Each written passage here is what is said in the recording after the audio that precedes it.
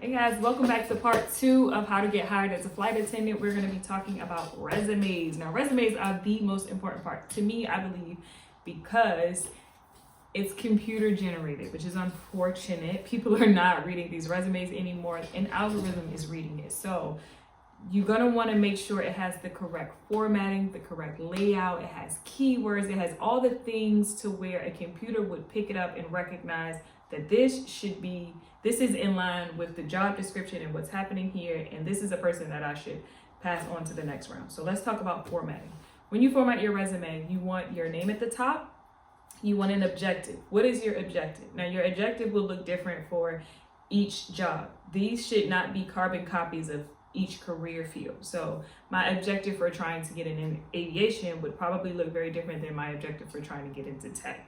You get what I'm saying? So have your name, have your objective. Under your objective, you're going to have your education. So high school, diploma, college degree, whatever the case will be underneath. And then you will start to list your experience. So that's your formatting. Under your experience, then you'll have your accomplishments, maybe some of your awards or your volunteer experience. And then under that, you will have your certifications, and different things like that. So that should be the order of your formatting. Do not add your headshot. This is not the entertainment industry. Don't put any funky colors on it. Just please keep it professional and simple. Plain white background, black letters will never steer you wrong. Times New Roman, old school, old fashioned, simple, classic, clean look. Then you're going to focus on your keywords. Your keywords in your resume are so important because, again, the algorithm is reading it, not a person. And so you want it to match the description word. So I'm going to give you guys an example of one of United's descriptions in their job search. It says that they're looking for a people-first demeanor, ability to adapt and respond to different types of customer-facing scenarios, a passion to serve with optimism and positivity, direct engagement with customers, through outstanding interpersonal skills, good judgment, and the ability to resolve issues in understanding, compassion, and grace,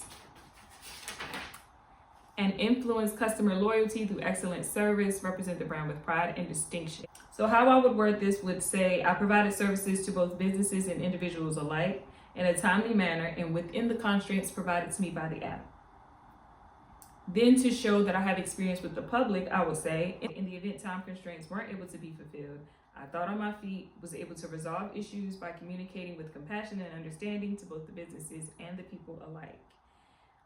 Then I would show that I had the ability to work independently. Now, I'll tell you why you want to focus on independent work is because this job, you are not going to be micromanaged. There's going to be you, your crew members, the captain, and the first officer on board. That's it. Very seldomly will you see any management anywhere. They are relying on you to be self-sufficient, to be where you say you're going to be. And so you need to show that you have some of that experience within your resume. And so I will probably say something like, I was responsible for self-managing and being able to diffuse situations using my own interpersonal skills, compassion, and empathy. And I don't want you guys to discredit any type of experience that you have. So I was a stay-at-home mom for many years, 10 plus years. And I listed it on my resume as personal assistance experience. So this is how I worded it. I said, I developed protocol for tracking and managing budget, expertly juggled multiple projects, priorities like childcare, scheduling, and logistics, strong advocacy and organizational skills as evidenced by successfully navigating interventions and accommodations for children of varying learning styles. I said I was a teacher and tutor with first aid and safety experience, and that I had some accounting and advanced Microsoft Office skills. So it is not that you are underqualified, it is that you do not know how to word the experience that you have into what it is they are looking for. And that is a skill that can definitely be learned. So figure out what it is you have specifically to offer, whatever experience you have, and do your best to tailor it to this job specifically.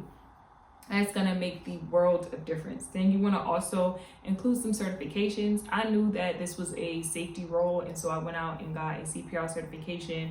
And I think that worked in my favor. I also got a food handler's card, and I had an alcohol server's license. That was required in the state of California. I needed that anyway, but putting it on my resume and showing them that I know what this job entails, I think that helped me out a lot. So I covered all of my bases with those. And then you want to also add your awards or acknowledgments that maybe you received from a previous job. If you've got employee of the month or anything like that, you want to list that, make sure they know that. Your volunteer experience. So I personally have like a passion for people, and I would work with the unhoused. When I was in ministry, I would couple with other churches and organize events where we went out and served the unhoused, or I would host fun little like poetry or game nights or teen nights events just to give the kids a safe environment to just engage with each other, where they weren't out like just getting into trouble. So those are some of my personal passions, and incorporating that in my resume a little bit I think helped me stand out.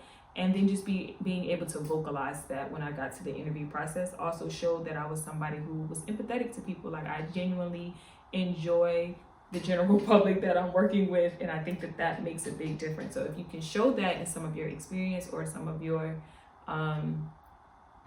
job roles, then that'll be really good as well. Again, you want to focus on formatting, make sure it's clear, concise, it's classic, it's black and white, it's done well. It should be your name, your objective, your education, your work experience, your awards and certifications, and then anything else that you want to share at the bottom, maybe volunteer experience if you have any. Then you're going to pull the keywords out of the job description for the specific airline that you want to work for on their company site and plug it into your resume. Be honest, be ethical when you are listing your experience. Make sure you tell the truth, but just incorporate those keywords in a way that shows them that what you've done does align with the job that you are attempting to acquire.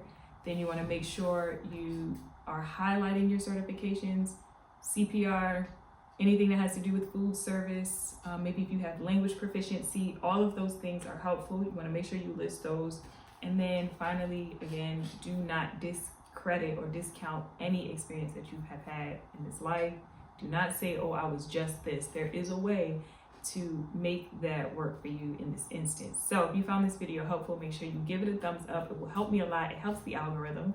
And make sure you subscribe. You come back to do the next video, because next we're going to be talking about assessments. And then also I'm going to put my ebook in the description below. And if you guys are interested, please go and purchase it. It'll have more in-depth information on everything that I am discussing. I'll see you guys next time for the assessments video.